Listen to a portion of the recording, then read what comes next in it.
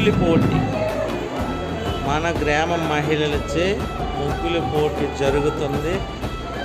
దానికి ఈ వీడియో చూడండి ఎంత చక్కగా వేస్తున్నారు.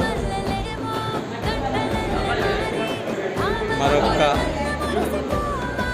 గంటలో రిజల్ట్ వస్తుంది.